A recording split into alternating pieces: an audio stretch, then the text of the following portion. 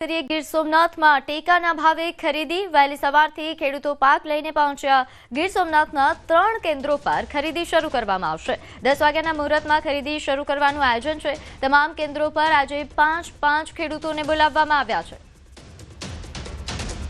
તો ગીર સોમનાથના 3 કેન્દ્રો પર ટેકાના ભાવે ખરીદી 10 વાગ્યાના મુહૂર્તમાં ખરીદી શરૂ કરવાનું આયોજન કરવામાં આવ્યું। નોંધ્ય છે કે અહીં ખેડૂતો પોતાના મગફળીનો પાક લઈને પહોંચ્યા છે। 3 કેન્દ્રો પર 5 ખેડૂતોને પ્રથમ દિવસે બોલાવવામાં આવ્યા છે। તો અમરેલી જિલ્લામાં આજથી ટેકાના ભાવે મગફળી ખરીદીની શરૂઆત કરવામાં આવી, જેનું સાવરકુંડલા એપીએમસીમાંથી મુહૂર્ત થશે। જિલ્લામાં સાવરકુંડલા, બગસરા, ધારી, બાબરા અને રાજુલામાં એમ કુલ 5 કેન્દ્રો પર ખરીદીની શરૂઆત। દરેક કેન્દ્રમાંથી 10 ખેડૂતોને મેસેજ મોકલવામાં આવ્યા હતા।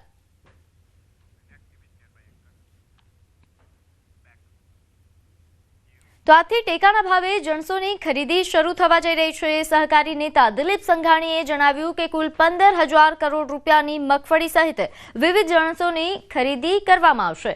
ગુજકો માસોલને ખરીદી માટે 22 જિલ્લાઓની જવાબદારી સોંપવામાં આવી છે।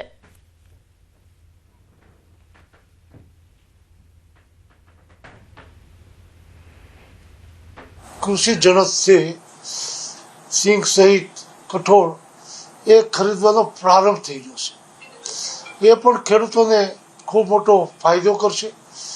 માનનીય પ્રધાનમંત્રી નરેન્દ્રભાઈ મોદીએ જ્યારે પ્રધાનમંત્રી બન્યા ત્યારે જાહેરાત કરી હતી કે ભૂતકાળમાં કોંગ્રેસ જ્યારે ખાડામાં કૃષિ જણસ આવી જાય ત્યારે ટેકાના ભાવ જાહેર કરતા, એના બદલે અમે ખેડૂતો વાવણી વાવવા જાય તે પહેલાં ટેકાના ભાવ નક્કી કરીશું, જેથી કરીને ખેડૂતોએ શું વાવવું।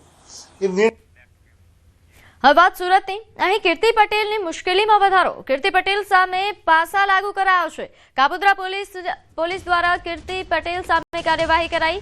સોશિયલ મીડિયામાં લોકોને ધમકી આપતી હોવાની ફરિયાદ। વિવિધ પોલીસ સ્ટેશનમાં 9 ગુના નોંધાયા છે। કીર્તિ પટેલને વડોદરા મધ્યસ્થ જેલમાં ધકેલવામાં આવી। તો સોશિયલ મીડિયામાં લોકોને ધમકી આપતા હોવાની ફરિયાદ સામે આ કાર્યવાહી કરવામાં આવી છે। વિવિધ પોલીસ સ્ટેશનમાં તેના વિરુદ્ધ 9 જેટલા ગુના નોંધાયેલા છે।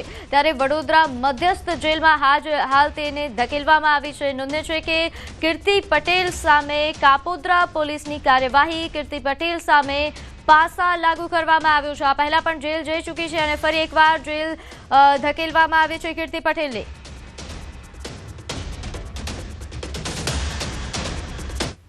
આગળ વાત કરીએ જાફરાબાદમાં સરોવડા ગામમાં સિંહની લટાર। ગામની મુખ્ય બજારમાં સિંહની લટારના દ્રશ્યો સામે આવ્યા છે। શિકારની શોધમાં સિંહ ગામમાં ઘૂસ્યા હતા। સિંહની લટાર સીસીટીવી કેમેરામાં કેદ થઈ। તો આ સીસીટીવી દ્રશ્યો છે જેમાં શિકારની શોધમાં સિંહ ગામમાં ઘૂસ્યા હોવાનું સામે આવ્યું।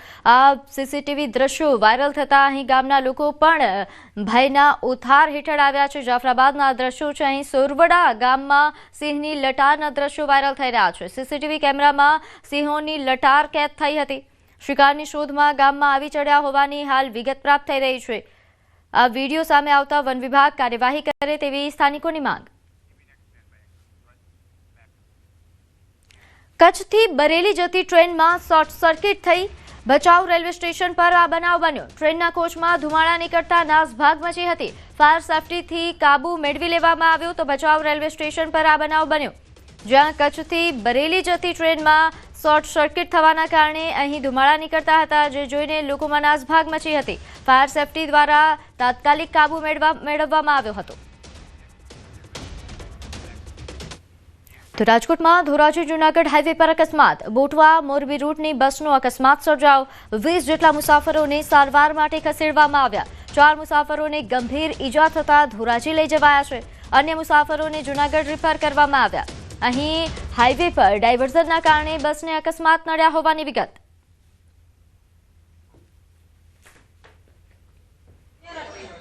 અમે વેબ્રિજ પાસેથી પેસેન્જર લઈ અને નીકળ્યા હતા। સામેથી વાહન આવતા હતા, એને હિસાબે અમે ગાડી સાઈડ વગી કરતા ગાડી એમને કાચા રસ્તાના હિસાબે અહીંયાથી લસરી ગઈ। કેટલા પેસેન્જર સવાર હતા? પેસેન્જર 32 પેસેન્જર હતા। ધોરાજી પાસે જે ડાયવર્ઝન જૂના રોડ ઉપર બનેલો જમના રોડ પાસે જવાના ડાયવર્ઝન છે, એ ડાયવર્ઝન પાસે જે એસટી બસ છે મોરબી બાટવાની બસ, તે પલટી મારતા 20 થી 22 જણાને ઈજાગ્રસ્ત થયા હતા। ધોરાજી સિવિલ હોસ્પિટલ ખસેડવામાં આવ્યો હતો। હાલ થોડા દિવસ પહેલા જે ધોરાજી પાસે એવી ઘટના બની હતી કે એસટી બસ પલટી ખાધી હતી અને 15 થી 17 જણા ઇજાગ્રસ્ત થયા હતા.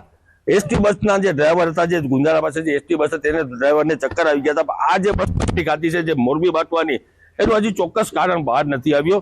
20 થી 22 જણાઓને ઈજા થઈ છે અને હાલ ધોરાજી સિવિલ હોસ્પિટલમાં ખસેડવામાં આવે છે. એમાં 4 થી 5 ને એવી ઈજા, વધારે ઈજા છે, તેને જુનાગઢ રિફર કરવામાં આવે.